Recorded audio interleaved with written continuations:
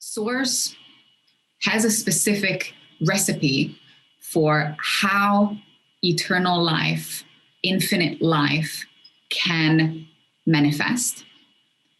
And the specific recipe, the specific coding that goes out there can be tinkered with in the outer outpicturing realities. Now, there's nothing morally wrong with it. The only issue is that on the inhale, inherently, anything finite is going to have less quanta, less energy, less potential than infinite frequencies. So whatever is inhaled back into source, whatever doesn't hold the same encryption, the same recipe, cannot be inhaled back into source in one piece. It can be inhaled back into source in a different form of consciousness. The only thing that's lost is your memory of your individuation. So the only thing that you're potentially losing is the memory of who you are. But then there are other ways to remember you, and then source can recreate you in other ways. We're not going into that. The relevant bit is that whatever is not brought back into source on the inhale, on a cosmic inhale or a cellular inhale, gets trapped in your field, in your biofield. I brought up the example of a glitter bubble cloud that just imagine pure nothingness. That's what source is. And then from an infinitely small point, a source creation point, there's a 360 bubble circular spherical cloud of electromagnetic sparks, glitter sparks. That's your first outpicturing. That's your first creation. That's your first cosmic exhale. And on the next inhale should be a perfect return to source. All of your little glitter bits are going back into nothingness. And then on the next exhale, they would come back out. Now, what's happening now is that on every inhale, a couple sparks stay outside in the outer creation domains, in the outer field. And they create energetic debris in your biofield. Morphogenetic Science calls it karmic miasmic imprint.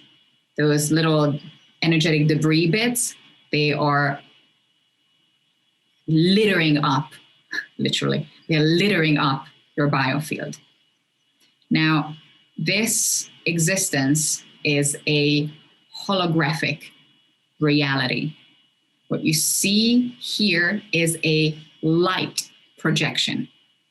If you have anything in your field that is just free floating around, they are in the way of light itself. They refract light.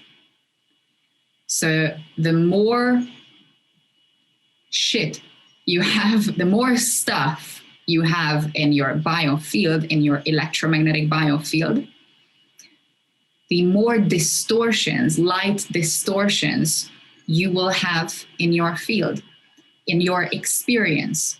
Your field is a conscious living being. Your body doesn't end here. This is just your elemental body. We are seeing our elements. Your other dimensional bodies exist way beyond your physical body. So stuff can exist in your biofield far, far away from your physical body, and that still belongs to you, that's still energetically connected to you. Now, the amount of time that we are exchanging energy fields with others, not just through touch, not just through physical closeness, but through sound, through thoughts, through emotions, you can literally exchange energy and you can merge biofields with anyone, any being, anywhere in space, time, on the other side of the planet, on the other side of the galaxy.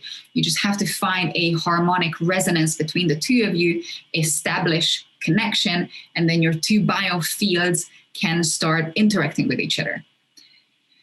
Now, what are emotions? Where are they coming from? How come that you know better, but for some reason you just don't do better? How come that your relationships have all this tumultuous energy? And how come that even within your own field, certain stuff keeps coming up that you just don't know how to handle, you just don't know what to deal with it? I really, really had to have a mindset shift to understand just how compromised this reality is that we're living in. You can use emotionally very charged words. My favorite one is that it's a prison planet. It really is. And your body is pretty much an energetic prison. But those are very emotionally charged words. So if we take it down to a purely physics level, is a lot of your body consciousness does not remember what eternity feels like, what eternal life feels like. That's just a compromise in your conscious sentient awareness of what you're capable of. And once you start setting limitations, once the fear of death enters your consciousness, just imagine that after a while, you find less and less meaning in anything. Why bother? Why care? If the end is going to be annihilation. So you start doing more and more intrusive things. You start corrupting yourself and others more and more, deeper and deeper. Now here we are at the final decades and centuries of a 950 billion year history. The first conflict in this 15-dimensional time matrix dates back to 950 billion years ago. And there are eternal life races who wanted to help the forms of consciousness who simply did not remember what it feels like to be part of eternal life creation. And they've been incredibly patient, and they've given many, many chances, many, many opportunities to beings who again and again and again consciously chose to keep corrupting this reality. So when we try to, on a very personal level, when we try to justify things, it's like, yeah, but there is some truth to it that love is painful and that life is suffering and that you cannot there's always some bad in the good, that you cannot exist without polarity. There is truth to it, isn't it? Yes, within these confines, there is a lot of truth to it. When you make a very slight shift in your perception, in your sense of consciousness, and you come from a sense of source loves you, it cannot give anything else to you but eternity. That's its inherent nature. Anything that tries to take that eternity away is a different form of origin. It was created within the electromagnetic debris, within the outer domains of creation, within the light body. And none of those beings have ever experienced a full-on return to source because they're biologically incapable of doing so.